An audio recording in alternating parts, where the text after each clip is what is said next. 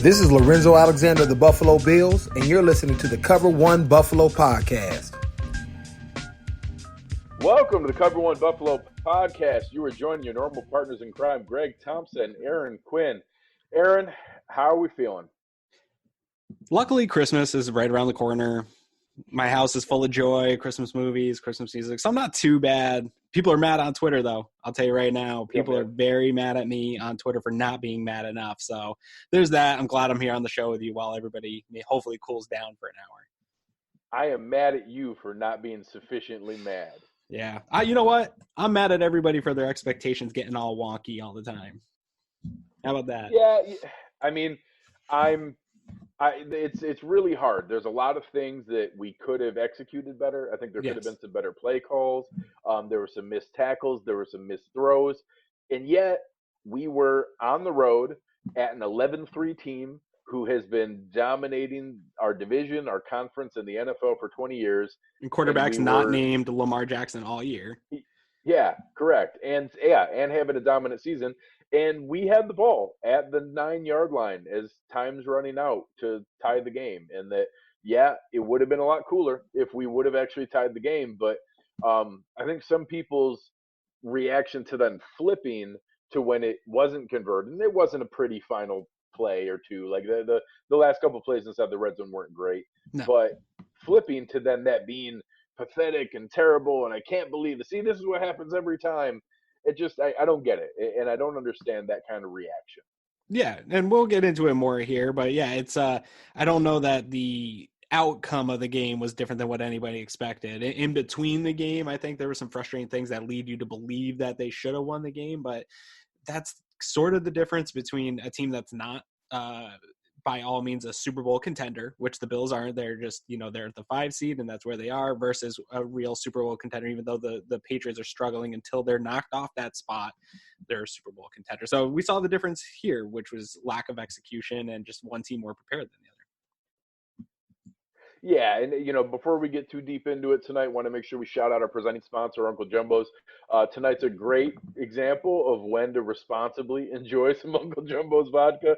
Whether you're enjoying the country lemon and the very good, any of their original American vodka, try to enjoy responsibly. Don't let the frustration from tonight's loss send you down the wrong path. We'll talk a little bit later about some of the things they had going on there, but let's dive right into the offense. Take a look at it, and I want to say this is kind of a tale of two halves for me for Josh Allen. The final box score wasn't bad, 13 of 26 for 208, 8 yards per attempt, which is a nice number, 2 touchdowns with no interceptions, no fumbles, 7 carries for 43 yards. So 250 total yards, 2 touchdowns, no turnovers. Those are the kind of numbers that I would expect in a game that we would have a chance to win. So that's there, but man, a lot of that came late. It did come late, but it was still a close game. As bad as that first half was, and that was borderline that first year of Sean McDermott, Tyrod, bad, an offense just not being able to move the ball. The other thing is, this isn't some of those teams that they've done this against in the past. This is one of the best defenses. People have talked about it as ever. I don't think that they are, but they're up there in the modern age of football with how other opposing offenses put up points and put up statistics. This defense is doing their job at an all-time pace in this modern era. So, this is a fantastic defense. So the fact that this game remained close, the defense kept them in it for the half. The problem that this team's had all year was the big play. It was the only thing they were able to get going this game, unfortunately, but those big plays did keep them in this game. They were able to get it to a whole new game at half, got the ball, and they ended up taking that lead, but they just could not put their foot on this team's throat. And that is, though, part of what makes Bill Belichick and Tom Brady so tough to beat is the experience and that leadership and the steady. They're not going to get rattled because they're down 4 at home late in the third quarter. That's not going to be the thing that rattles this team and gets them to make a bunch of mistakes. So the Bills are close, man. Tons of mistakes. I usually say games this close are the difference between 4 to 6 plays is usually where I'm at. There was a lot more than that left on the field for the Bills today. And that, I know people don't want to say, there's no moral victories and all those sayings and stuff. I do agree with that. There are moral victories. It won't show up as a win in the win column, but when you go look at the tape and see all the mistakes and all the lack of execution and know that you went toe-to-toe with one of the best in the league, if you clean up those mistakes, you can beat anybody. There is something to that. That's a real moral victory heading into the playoffs, that you can play with anyone. Absolutely. And I think you look at the difference between these two teams offensively. One was based on sustained drives, consistently picking up third downs. We were talking about it pre-show. Their first two drives prior to the fumble, so we did punch out on the play that was a pretty nice screenplay that looked like was setting them up to score. We punch it out for the fumble there. We get a kind of a free field goal out of it, but then they turn around and their first two drives are 11 plays, 75 yards, 17 plays and 81 yards coming out from the one. They also had drives of 44 yards, another 11 play, 77-yard drive, and another 7-play, 59-yard drive. All of them are sustained drives. They're picking up 7 of 14 third down, so you're converting on half of your third downs. They picked up another one of those on fourth down. The Bills were virtually all explosive plays. We had almost no sustained drives. Everything was big shots, and that was cool that we were hitting some of them. You hit the 33-yarder down to the 1-inch line to end the half to Dawson Knox. You convert with the Deion Dawkins, fat man touchdown. Those are always fun. We toasted Stephon Gilmore on the double move by John Brown and got Jason McCourty over the top for the long bomb to John Brown. And then a couple big ones to Cole Beasley on those last drives. And those big plays were making it look like we were sustaining offense. But really, when you step back, we were 2 of 11 on third down and another turnover on fourth down, obviously at the end of the game. And just that's not the kind of sustainable offense that's going to work here. And part of that is this is a great defense. And they are, maybe not the historic defense they look like early in the season, but still a really, really good defense. And that's, going to be tough to be able to do when you're going 2 of 11 on third down. Absolutely. We talked about it here before we went on live, this gauntlet of top defenses in the NFL they just went through with the Ravens, the Steelers, and now the Patriots here. That's the best they're going to get looks-wise heading into the playoffs. They're not going to get defenses that are better than the Ravens and the Patriots right now, unless they make it to the Super Bowl and end up playing the Niners or something like that. Those are the top defenses in the league right there with the Buffalo Bills. So you expect a game like this. I thought that you hit it on the nail with the third down issues, and it's something the Bills have been able to do at a pretty good clip this year against some not as good defenses. You're not going to be able to get third and longs against a defense like the Patriots. That's where their bread and butter is. They're going to be able to dictate to you plays, especially with the young quarterback on the road. I thought that's where the Bills struggled the most was on first and second down on this offense. They just couldn't seem to sustain anything. They would get a first down and then first down either a penalty or a sack or incomplete. They just could not get drive started, couldn't get ahead of schedule. And the Patriots had the exact opposite problem. They were in third and short all day long. I don't have the specific numbers in my head or on hand here, but that's the difference in this game to me outside of the execution errors was one team stayed ahead of the chains. The other team was behind schedule on offense all day long. And that's where it shows up. If you get the Bills in third and second, third and four, anything in that range, I feel pretty confident with Josh Allen and his legs and the different types of things they can do. The Patriots had that advantage tonight. And that was all the difference in my opinion, as far as the two offenses. Yeah, and, one of the things that we praised last week against the Steelers, I had talked about how impressed I was with the offensive line, where you looked at our yards per carry, you looked at no sacks, and now you flip that around, and we gave up 4 sacks. We gave up another big chunk, 7 quarterback hits besides the sacks. You look at another 5 tackles for a loss, and you look at, 3.1 yards per carry for Devin Singletary. I thought that the Patriots consistently won the line of scrimmage and were beating our offensive line. They did that with a stacked box. They did that by bringing more pressure than we could be able to defend. And Josh actually did a decent job adjusting to that late in the game. He made that great, correction by bringing Cole Beasley in motion and then taking him back out there on the cover zero to get him in a hot route. But on the last play of the game, they came unblocked and he had to turn his back and panic and run away. So I thought that the offensive line was a little overmatched today, and I thought they didn't give Devin Singletary much of a chance. I thought that he didn't have a great game, but he was also getting contacted in the backfield on half of his runs. He was getting, a touch for the first time at the line of scrimmage or behind consistently. and never really getting a chance to get the running game going where I think they were trying to if they could have sustained something.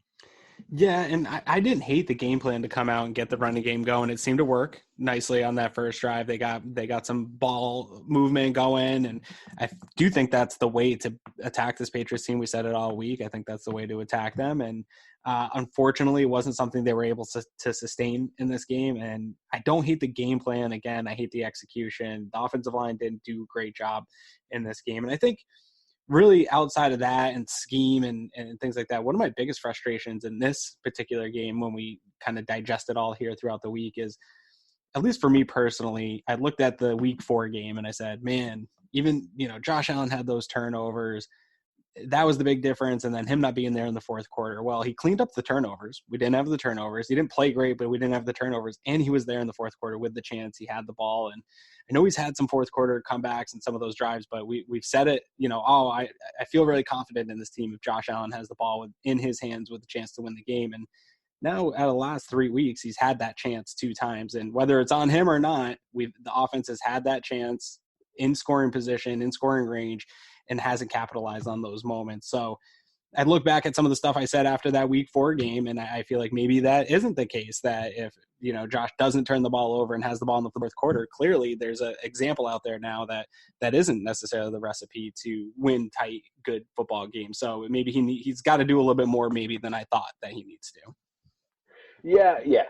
I think that there were still a lot of throws I'd like to have back. I know that Kurt Warner was talking about that, getting it up and down, and he's talking about touch there, Yeah. where Josh kind of puts the ball on a rope a lot of times, and it just keeps carrying over the top of the receiver. And you saw a couple of those. The one was a would-be touchdown to Dawson Knox, and we end up scoring on that play anyways. That's where we end up with the touchdown to Deion Dawkins. But it's something that I certainly would have liked to see a couple more things, but there were still plenty of positives to take away here. And I thought that when we go into the receiving side of the game, we didn't see a lot of drops. I don't have any off the top of my head that were egregious. There was multiple plays where they were knocked away by the Patriots defenders, and most of the rest of the misses, in my mind, were on Josh and were something that he wasn't able to connect on. So I actually thought that the receivers, did a nice job. John Brown was blanketed by Stephon Gilmore most of the game, but all anybody's going to remember is him toasting him on the long touchdown. But you can see that the rest of the time he only had 4 targets and he only brought in 1 of the 4 targets. So that shows what a weapon Gilmore is. But Right. At least he was able to kind of get home on the big one. Yeah, and that one play on the sweep to Brown and Stephon Gilmore came all the way across the field to make that play. I couldn't believe that he followed him all the way to make that play. But yeah, no, Allen had a bad game. I don't think he had a good game. I think it was a very typical that Josh Allen experience that we all talk about, just without the turnovers, right? He still has those turnovers cleaned up, but there was a few, probably if you want to use a PFF term, turnover worthy throws that were out there. Guys got their hands on a couple of those, and a couple of they bounced the other way do turn into interceptions. So there was also a lot of bad footwork in the pocket at times. He was just throwing off of weird, foundations, using a lot of arm on some of these throws. He did settle down a little bit more after the big play to Knox, and they got going a little bit. He settled down some. Again, though, the fourth quarter, Josh, he did look good. He looked sharper in the fourth quarter up until the chance to win the game.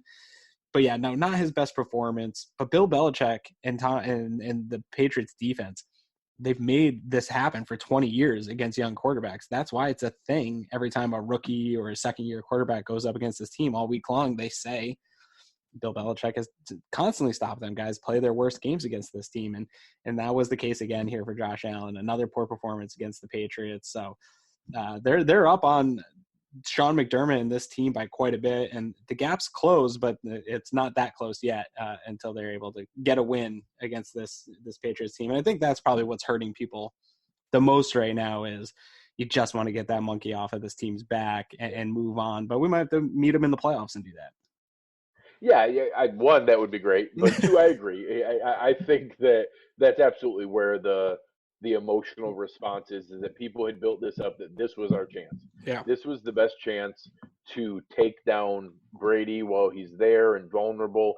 And they did have a chance to do that. They had a lead. We were winning 17-13 going into the fourth quarter. And our 2 possessions after that were 2 3 and outs, and I would have loved to have seen just a couple of first downs and to flip the field. And you and I were talking about that in the premium Slack channel, that it doesn't have to be scoring points. That would be great, but you've got to be able to get some first downs, keep the clock moving, give Bojorquez a chance to flip fields and pin them deep, and they just weren't able to do that. And is there anything else on offense we want to touch on before we flip over?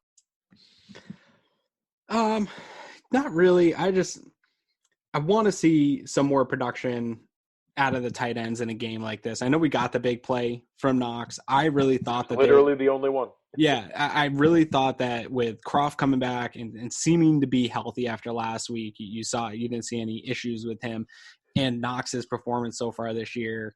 We talked about it. We talked about it with Evan Lazar this week. I talked about it on his show. I think everybody on the outside thought that was a really good way to attack this team. And I don't know. We'll see when the All-22 comes out how they were guarding Knox.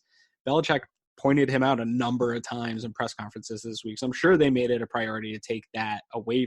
But they've struggled against tight ends. And I think outside of the major things of disappointment, I think the lack of production from tight end is probably one of the other big things that we should maybe talk about a little bit, that's a disappointment, because I think that was a vulnerability. I didn't expect John Brown to do anything. What he did was much more than my expectations for this game. Beasley came on late and put together a nice effort. It was probably the most productive offensive player of the day because of that, but I really expected something, and we really got nothing outside of the one play. Yeah, it was tough, and I do think that's an area. And besides that, we also talked about getting some of the running backs going in the passing game, maybe making TJ Yeldon active, and the fact that you had Frank Gore active with no carries and no targets, and I don't recall a great deal of snaps that he played, if any, certainly brings into question why wouldn't you consider giving TJ Yeldon some runs? So that's another question that's going to come up. But when you look at it in total, Dawson Knox caught 1 of 4 targets. Devin Singletary caught 1 of 1. Tyler Croft caught 0 of 1. So our tight ends and running backs combined had 2 catches on 5 targets, and that's just not going to be enough to be able to threaten a team like this. Yeah, no, it's not. So really not much more to say about this offense. Just a poor performance. They got just enough going to think that they would be able to do something in this game.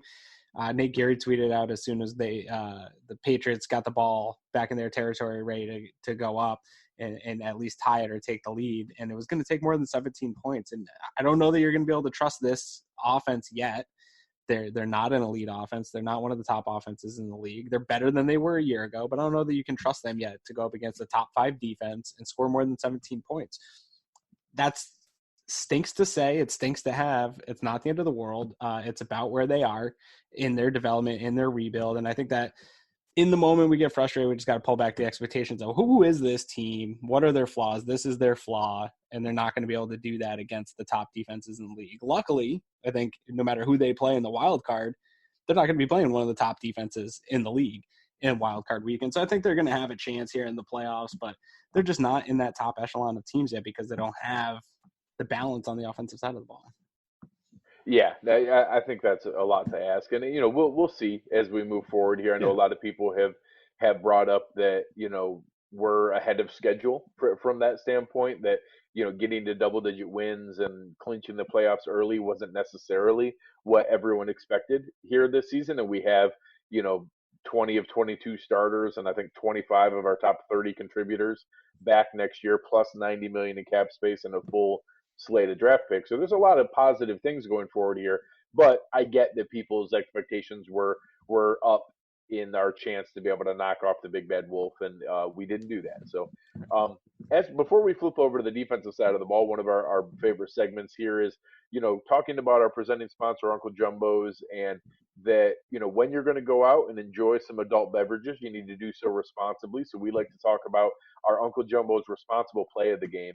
And there's one that I think that both Aaron and I had some concern with in the moment, and that it was the opportunity late in the first half, and you saw, the play coming down that we're looking to be able to kind of convert and have a chance to score and have a chance to go through there. And we get down and it's a bad spot, and you could tell that the Patriots, are trying to come in, and they get, the being given the first down as it comes through, and Sony Michel looks like he's down early, and everyone wants McDermott to throw the flag, and that Dean Blandino came on afterwards and explained that there wasn't going to be incontrovertible evidence to be able to show that he absolutely was there. And I was frustrated in that, everyone knows that he was short, but just because you can't technically see the ball when his knee is down, that they're not going to call him short.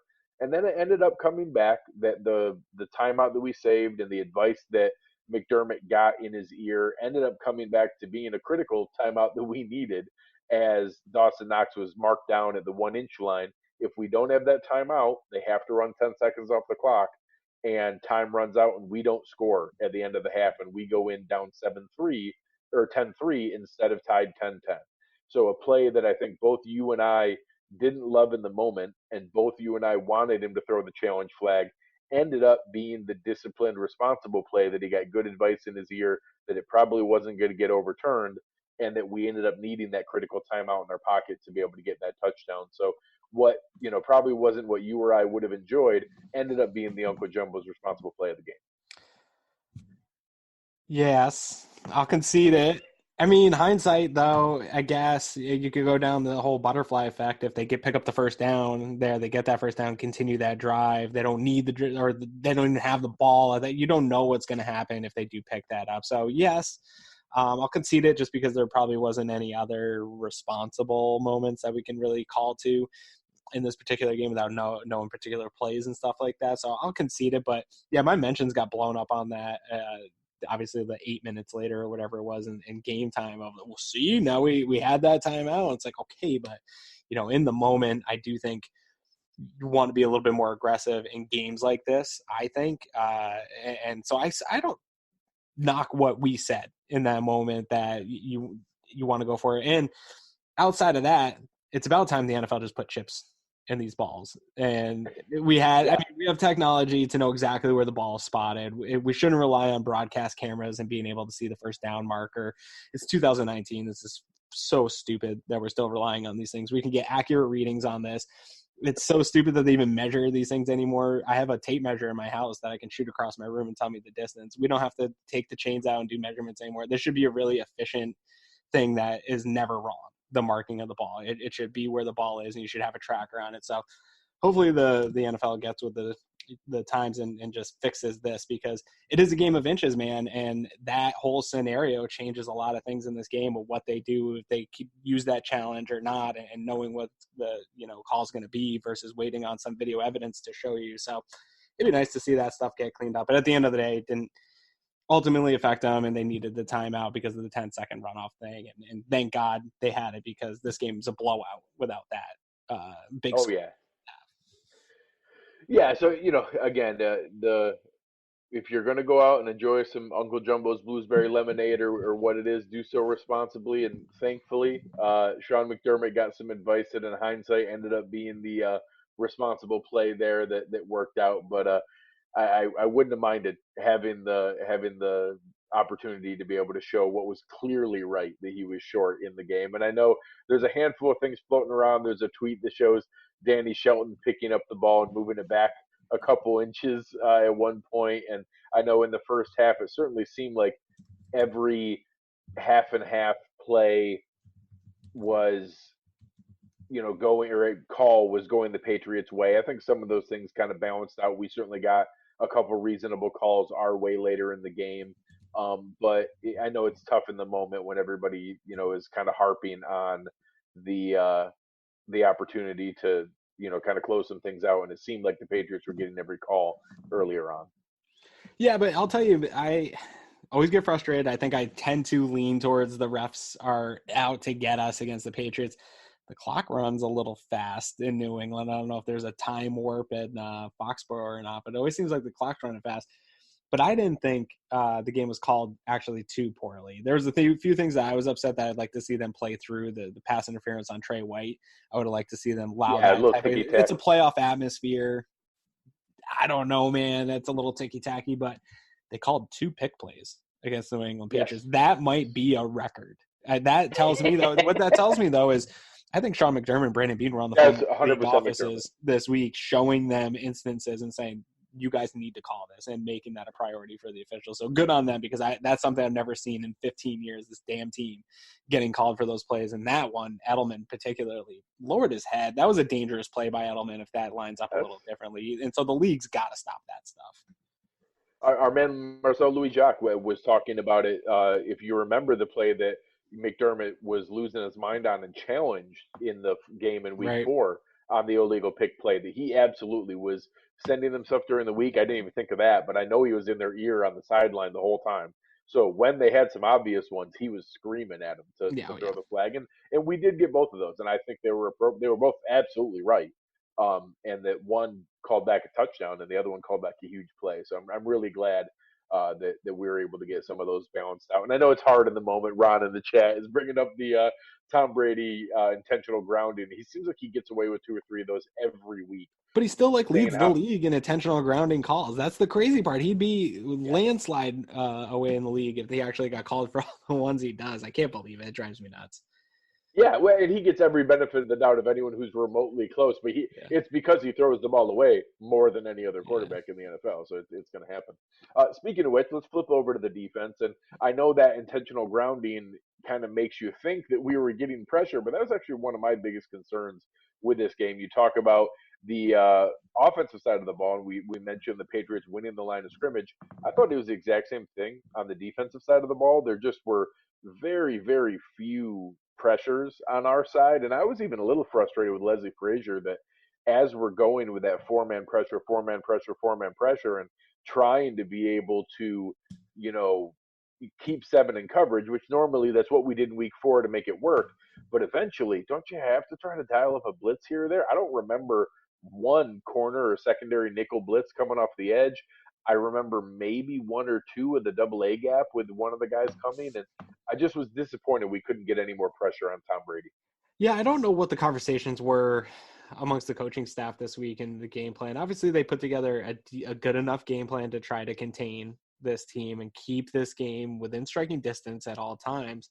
But both sides of the ball seem to get out of their approach so far here in the second half of the year. We didn't see a lot of pressures dialed up on defense. We didn't see a lot of even movement, I didn't feel like, on the pre-snap stuff, trying to do too much to Brady. So I was a little surprised they've been a little bit more aggressive here as of late. I don't know if they just fell back on what has worked for them traditionally against New England and said, hey, even though we've been playing this way and that's been successful, this is already – we've kind of laid the blueprint for what we think works against this team. But even, not to flip back to the offense, but even on the offense, they've gone away in this game from what worked in previous games of the no huddle, spreading things out, getting that going. They win with a much more conservative approach in this game. So I don't know if the allure of Bill Belichick and this team got to them a little bit, and they kind of went into a clamshell and just overly conservative to not make mistakes, not give up big plays.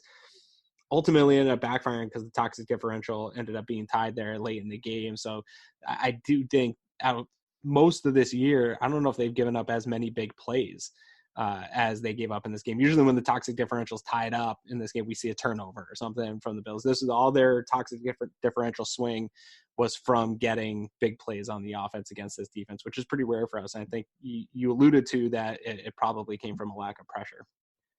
Yeah, it was tough, and I know that Nick in our premium Slack channel was harping on it during the game about all the plays we were seeing over the middle, and that it was repeatedly that the Patriots would send the guy in motion and then drag him back across the formation the opposite way of that motion, and they kept getting it open. And there was a couple times it was Taron Johnson, there was a couple times it was handoffs with the safeties, and that just not being able to stay in front of them. And you saw it in a couple spots. You saw them, eventually they had some good timing that when you could tell we were ready to dial up a blitz, they had a couple really good screen plays. Rex Burkhead ends up with 4 catches for 77 yards. Edelman ends up with 5 for 72. They had some things moving and working, and that it was just really tough to be able to get anything going when you're not getting pressure. And that, I know that we made it work in week 4 to be able to, frustrate Brady with great tackling, but we weren't tackling well today. Right. And that combination of not getting pressure and then not taking guys down on first contact, that's just not going to work against the Patriots team. Yeah, tackling is my biggest beef in this game. All things aside, as bad as Josh Allen played, as bad as the offense was, there was too many chain moving missed tackles, big play missed tackles. It just, that has been the Achilles heel of this defense. Even when they were struggling with some gap integrity, remember that was a buzzword here mid-season. They were also struggling with tackling during that time. The gap integrity thing was an issue on some of the big plays, but tackling was an issue in the games. And that's what we saw a little bit of flashback to midseason in the tackling in this game. And you can't do that against a team like the Patriots. And I think another thing where the Bills got taken advantage of a little bit, and this is just kind of after having just watched the broadcast and not watching anything else, Tremaine Edmonds and Matt Milano, I think, got taken advantage of their aggressiveness and their speed and their youth. And a good quarterback like Tom Brady's going to be able to do that with, Josh McDaniels and he are going to dial up some things that make them think something's happened and pull them in a direction you want. And that's where you're going to get some of that stuff over the middle. Or they got busted up in the screens a little bit here and there. And some big plays came from that. So I think some of the things that are good about this team, this youth and the aggressiveness in that linebacking core, we rave about it all the time. That can still be used against you. That's a double-edged sword to have those kind of guys. And it isn't happening as much as it has over the past couple of years with Milano and even Edmonds here over the last year. But I think we saw them get exposed in that way a little bit today. We'll know more when the film comes out, but it felt like a number of times they were exposed from their aggressiveness and youth in the middle. Absolutely. I think that's a great call. And that it was, you saw Brady doing play action. That one just sticks in my head where he had the ridiculous ball fake, hiding it on his hip. And that, of course, everybody was going to fall for that. You literally couldn't see the ball. Yeah. And then I think that was one of the long Burkhead screens when he did that. But it was just, that's 20 years of NFL veteran savvy from one of the greatest players of all time. And being able to be in that spot is tough to ask Tremaine Edmonds not to fall for that ridiculous ball fake, but he did, and that's what you're talking about. Is that's chalked up as a 21-year-old going against 42-year-old, and that you're going to get caught in a couple of those things, and hopefully we can learn from it to be able to go from there and be able to look into it. I thought the secondary did a nice job in general. I thought that they were able to keep guys in front of them. We didn't get beat deep. Most of the passing success was on, crossers where they got away with a couple of pick plays, and they're obviously going to continue to run that over and over again. Some really nice screens, but I didn't see a lot of guys getting beat. I didn't see Levi Wallace getting beat with physicality. I was a little worried about that with some guys like Jacoby Myers and N'Keal Harry. I thought that they kept that in motion. Again, Trey White was excellent and be able to knock a couple balls away and got kind of chippy with N'Keal Harry a couple times, which I like to see. But overall, I thought the secondary did their job and that it was more of the run defense, the lack of pressure, and the lack of ability to win the line of scrimmage that affected things on the defensive side of the ball. So I'd still give the secondary a pretty strong grade from my standpoint. Yeah, I was a little frustrated that we didn't see more, and maybe we will when we check that all 22 stuff, but that we didn't see more bracket and double team on Edelman because that has seemed to be. I called for Trey at one point. Yeah, it seemed to be the thing that was working against this team is you take away Edelman. I didn't think Rex Burkhead would have the day receiving that he did, but that was really a few big plays. I don't know that there's anything you can do to take that away in your game plan, that you're going to game plan for Rex Burkhead. But I did think that they could do a little bit more game planning for Edelman. Ultimately, at the end of the day, he only had the 5 receptions, but still 72 yards. He was moving the chains. He had a lot of big catches for him. And I think that him getting going early caused a little bit of stress for this defense and put them kind of behind where they wanted to be. So that was a little bit of a problem for me. Taron Johnson, one went, I think, right through his body, right through his chest somehow and came out the other end on Edelman. He had that ball. I thought for sure he had an interception. That was a good play. Outside of that, he got worked a little bit in the middle by Edelman, especially in that first half. It seemed like they did a much better job in the second half. But, yeah, no one really stood out in the passing game to me. They did a pretty good job against this offense overall. I think outside of tackling, like you said, it was a pressure thing. I think they did a good job in coverage. I think middle linebackers struggled at times, but it was getting pressure and tackling. Those are two things that we know for a fact is what beats the Patriots. You get pressure on Tom Brady, get him uncomfortable, and then wrap up and tackle and don't let guys get those extra yards and generate first downs. And neither one was here for the Bills today. Yeah, we'll talk about it when we get into the offseason, and there'll be plenty of time to talk about these kind of things in more detail. But this shows why way more than offensive line, way more than a weapon on offense and another wide receiver. The number one need for this football team is a dominant pass rushing presence. I don't care if that's $100 million in free agency. I don't care if that's a first round pick. I don't care if it's $100 million in free agency and a first round pick. Yeah. We need a game changing pass rushing presence. They are not all of a sudden going to take, the 70 combined years of coaching experience of Leslie Frazier and Sean McDermott and all of a sudden become a blitz heavy team. We are always going to be a team that brings 4 and protects with 7. And the only way that starts to matter is when we have a guy who can simply beat his man and, crumble the pocket from his side. So whether that's Matt Judon, Yannick Ngakoue, Jadeveon Clowney, or one of the many first round, pass rushers that I am going to learn more about once I start cramming and learning about draft prospects. We need that. And so just everybody put a pin in that and remember that when we get back to the offseason here, that when we're debating on whether to cut Trent Murphy, whether to re-sign Shaq Lawson, in the grand scheme of things, I don't think either of those things matter. Right. We need someone better than both of them because neither of them are good enough to individually beat their man. So, that's fine. If we figure out a way to reuse the money from Trent Murphy to keep Shaq Lawson, that's fine. I don't want Shaq Lawson being our starting defensive end under any scenario. I'm more mad at Jerry Hughes this year. I'm very frustrated with Jerry Hughes, and I've been a guy that just kind of hasn't touched that this year. I haven't come at him anyway. I've seen it sometimes show up. I feel like this is the type of game, a guy like Jerry Hughes, the reason you pay him money and that you want him on your team is to make an impact in a game like this. And maybe he gets in the backfield from time to time, but I can't think of a significant sack or big-time play from Jerry Hughes off the top of my head this year. And they're not paying him record-breaking deal, but the amount of money that they're paying him and who he's supposed to be for this defense, the reason they brought him back into this defense, I haven't seen that. And it's, now we're all the way through the season and we haven't seen those big splash plays by Jerry Hughes, and you kind of expect that over time here. So I don't know what's going on there. I don't know if it's a scheme thing.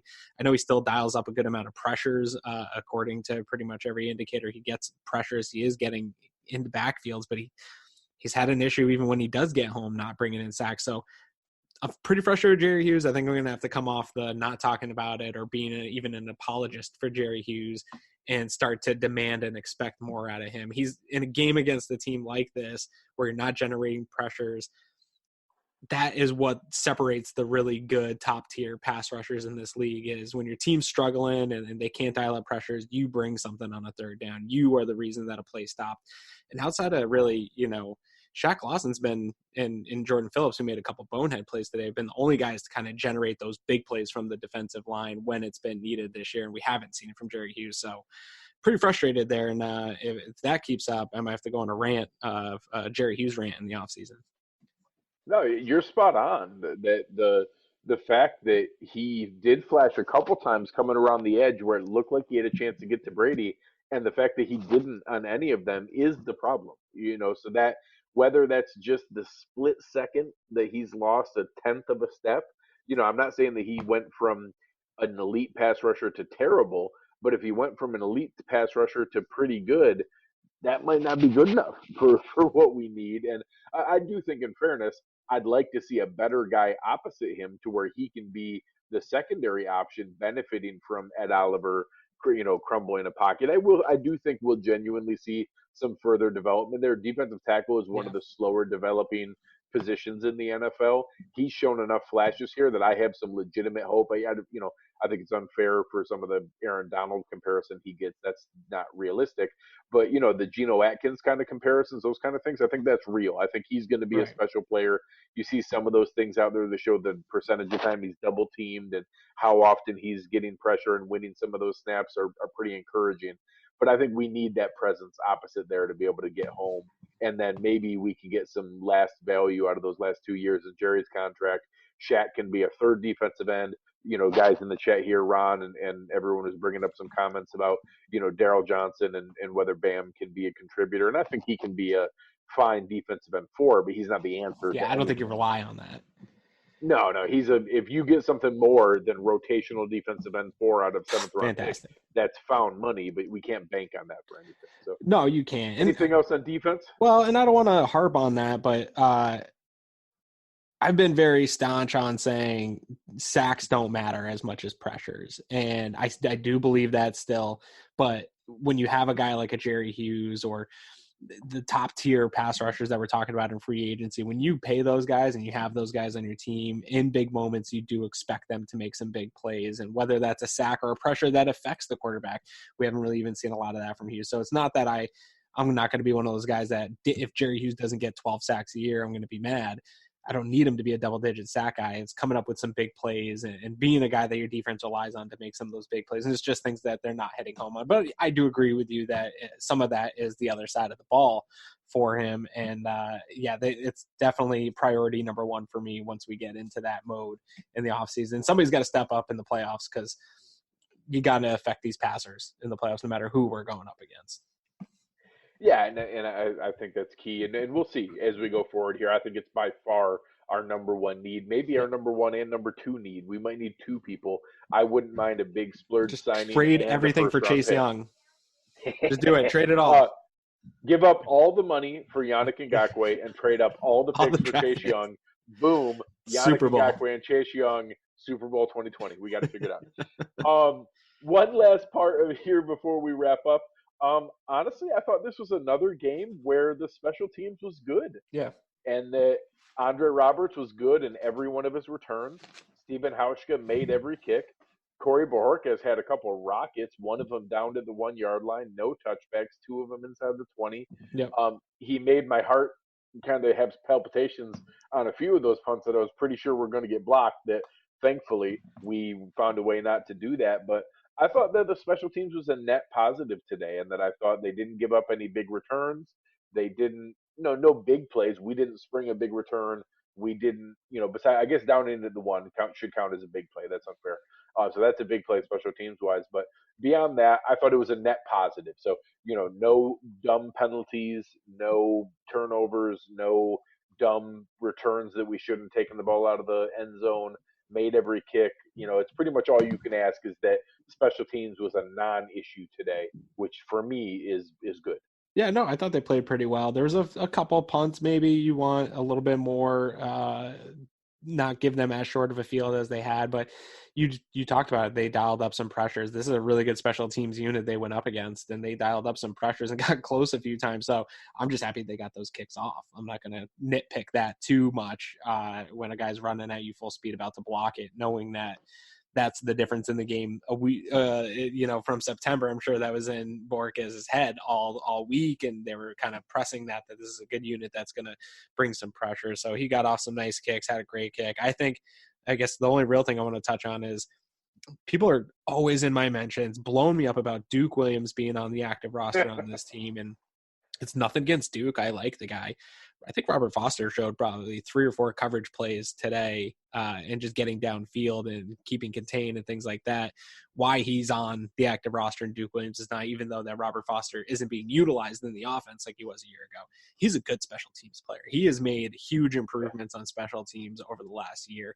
That's awesome. I think they have a really good coverage unit with him, Perry, and Saren Neal is a monster. Neal is a fantastic special teams player. So I like that unit. They've had a good job in coverage. It's a huge upgrade from where they've been over the last few years. So that's why and all very young. Yeah, they're all super young. I think both Foster and Neal can carve out themselves super nice roles for the next 7, 8 years, 9 years on teams, just being special teamers if they want. But that's why your Duke Williams is not getting on the field. That's why TJ Yeldon, even though I think you probably have a better, stronger argument for TJ Yeldon playing because of the results of Frank Gore, but I do think, I don't want to regress, I think some of that happened because they got off of their offensive game plan. The game script impacted that more than Gore being chosen not to play. I'll concede that. Special teams is the reason your Duke Williamses and TJ Yeldons are not in this game and are not on the active roster. And I think there's maybe a case for Yeldon to get on it, but I don't think there's a case for Duke because of how good Robert Foster's been.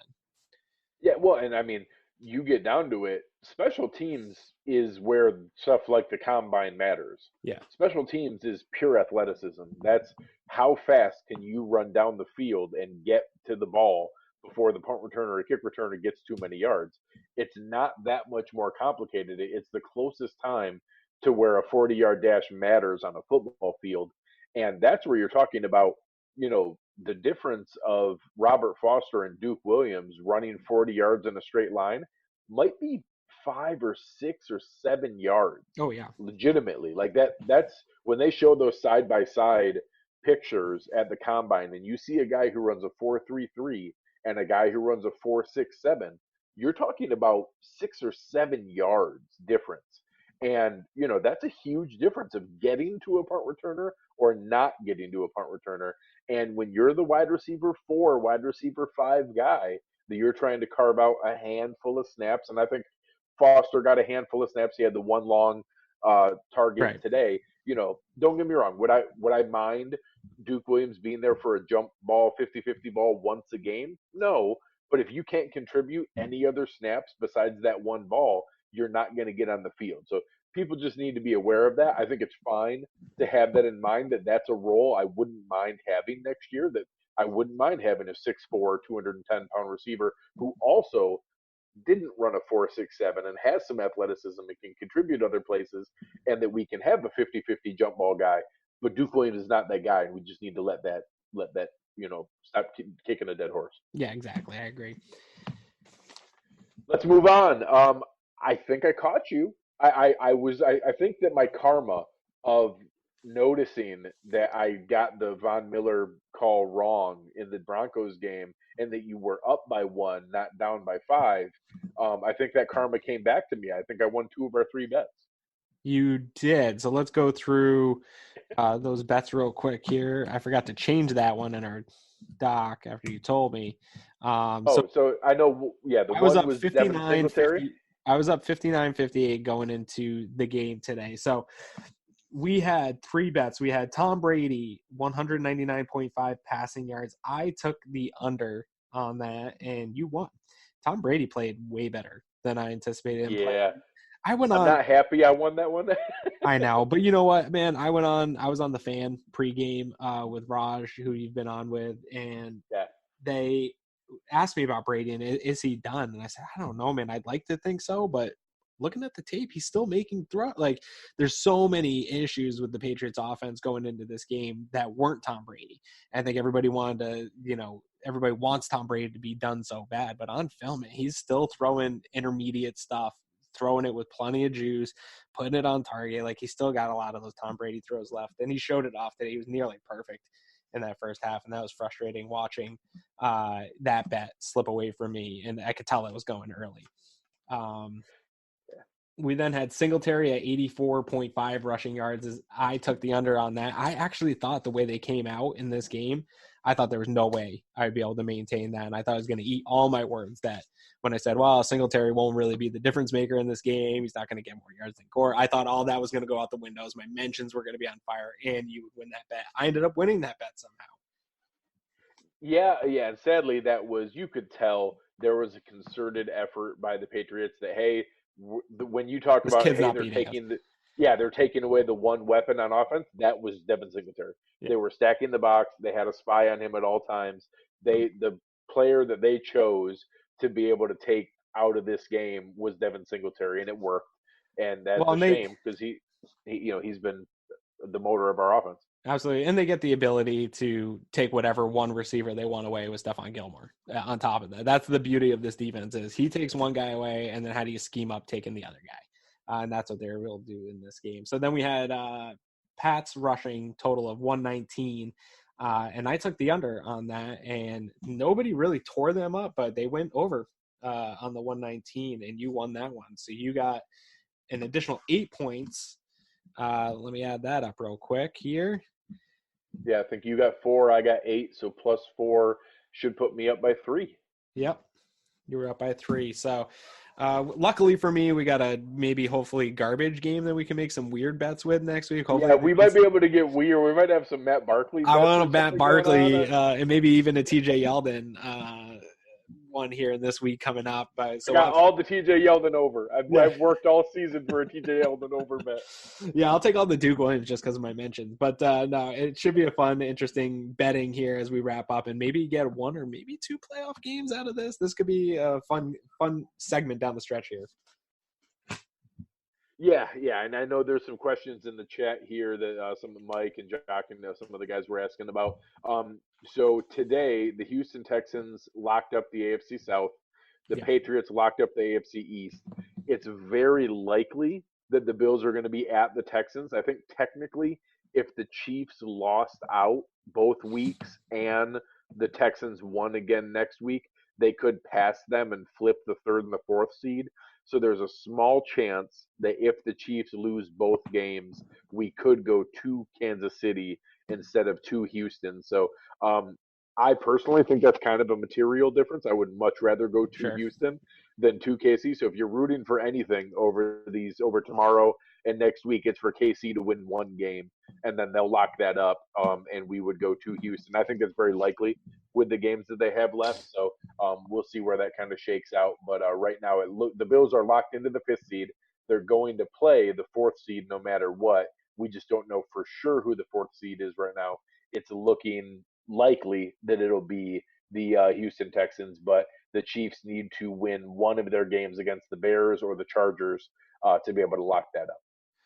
Yeah, and honestly, I think that the Bills can hang with either one of those teams. But after seeing the Texans today, and I know it's a week-to-week league and a matchup league, I felt pretty good about the measuring stick, and that's where measuring sticks come into play. Yeah, Texans got the win. Bills played a better team and played a better game, in my opinion, today. So I feel pretty Oh good yeah. about those teams matching up, and that Oh dude, there's the moral Texans are victories. yeah, the Texans are easily the biggest Jekyll and Hyde team in the NFL. Yeah, You know, they beat the Chiefs, they beat the Patriots, they hung 53 on the Falcons. They turn around, they lose to the Broncos, they lose to the Brian Hoyer Colts.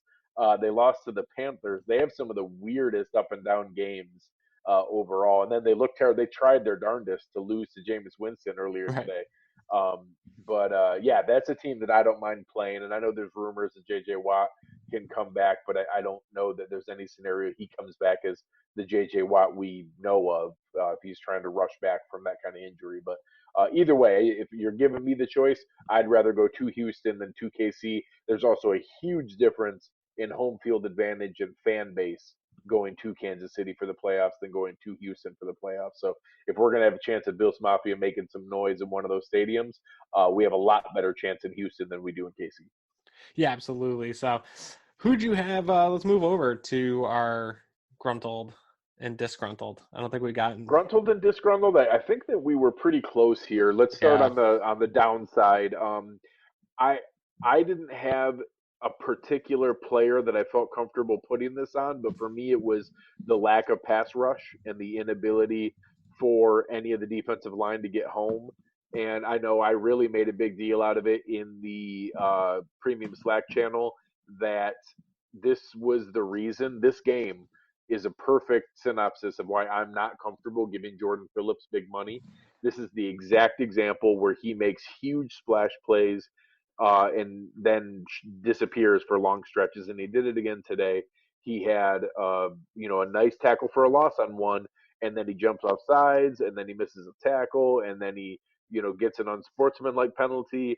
And many of those plays where you see the big gaps that Sony Michel ran through, it's because he tried to guess and picked a guy to swim the guard, and just the guard makes it easy to shove him 5 yards out of the way, and you have a huge lane for Sony Michel to run through. So when you hear me not being as excited of blowing up money for a guy like Jordan Phillips, that's me today. So the lack of pass rush, and I'll call out Jordan Phillips individually as my disgruntled. Yeah, that's a good one. And I agree. I've been having that conversation all week. Whenever I say extend Shaq Lawson, everybody blows up my mentions and tags Jordan Phillips and adds him to it. And it's nothing against Jordan Phillips. I like him. I like what he's contributed to this team. I like him in the locker room. But I don't feel like that's a spot they need to give a ton of money to. I'd rather save some of that money and get a defensive end, like you were talking. Get Shaq Lawson back and get another guy across from Jerry Hughes and then draft. So I'm totally fine. All of them. Yeah, give it all of it and don't put any more money into Jordan Phillips. Wish him well, and hopefully that goes out of division and continues his success somewhere else. I put it on tackling.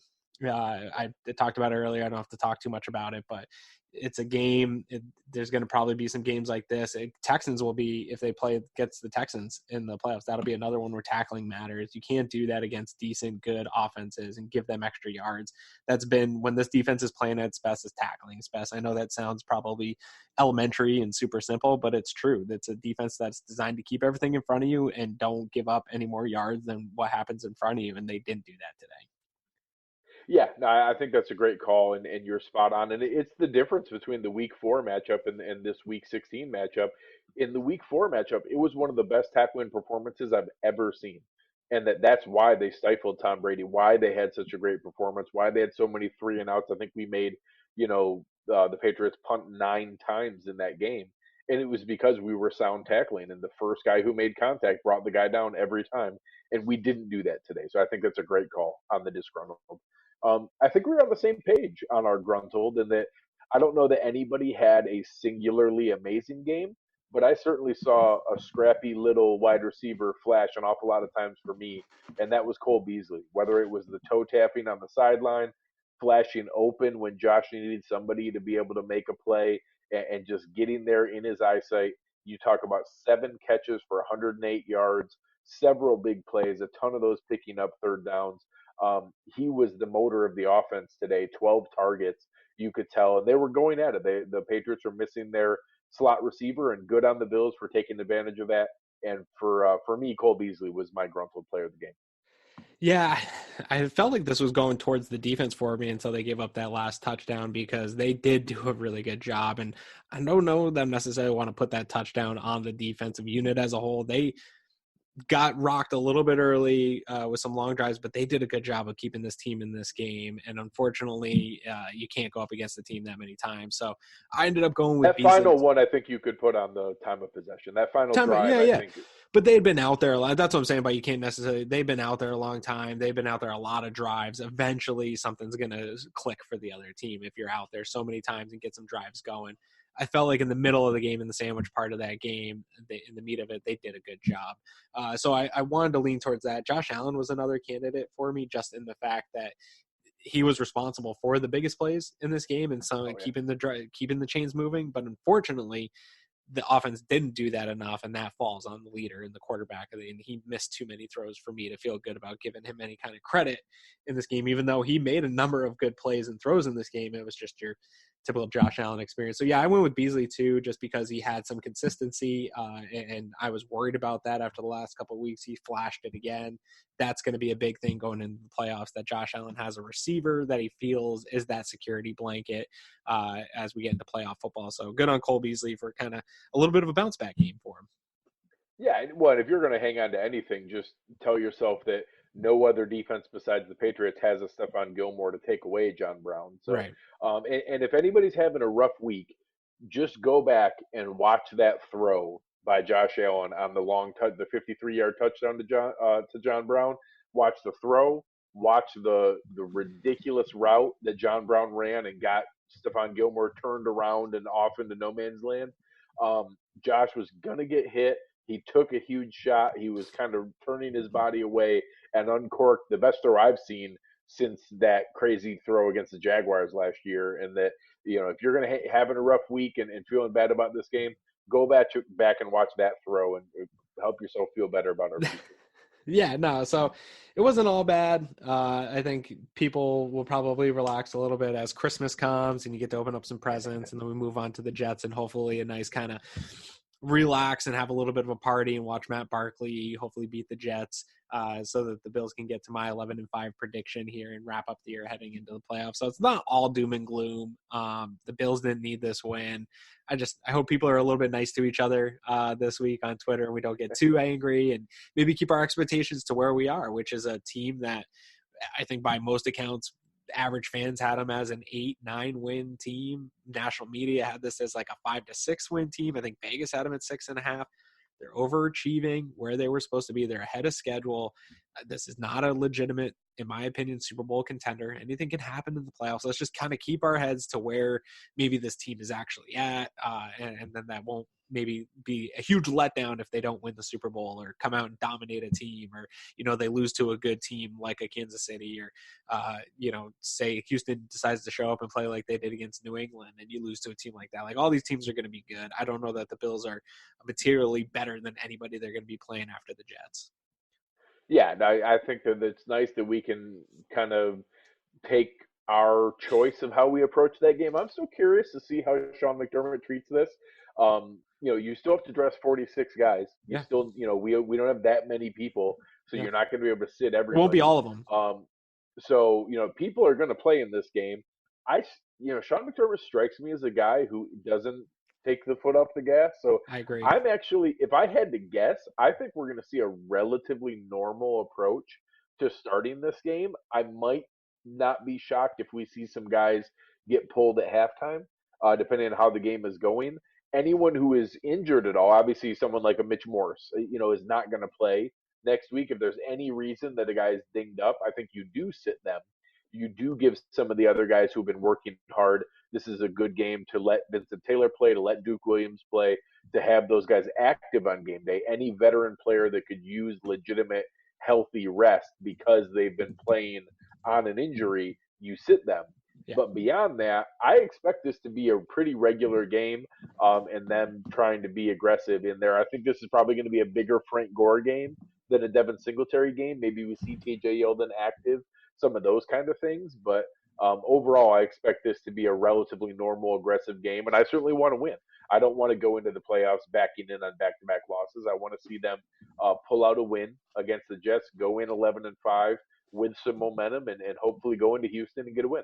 Yeah, I agree with you that I'm not sure that Sean McDermott's that guy. We're going to find out. He doesn't have that track record yet to establish if he's going to. First time we've seen this choice.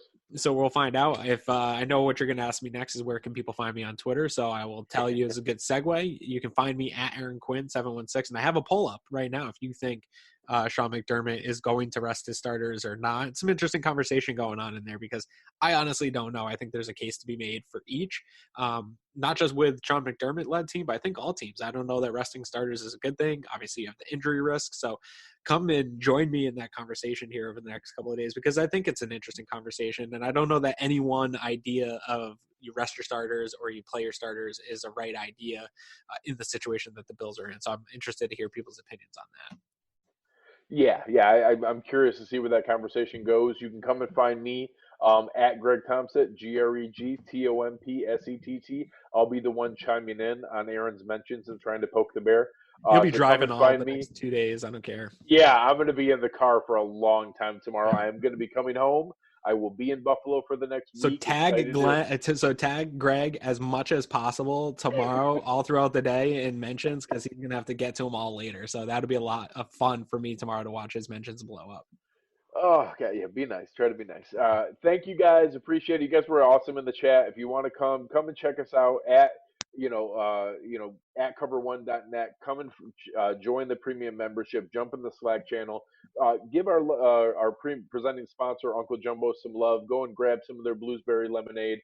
Enjoy yourself over the holidays here. Be safe. Be responsible. But let's get back together here. We'll preview the Jets game. With the holiday schedule here, we're still working out when we're going to record that, so keep an eye out for it, and we'll let you guys know as it's coming up here. But enjoy everything we've had today. You guys were awesome in the chat. You've been listening to Cover One Buffalo, and we are out.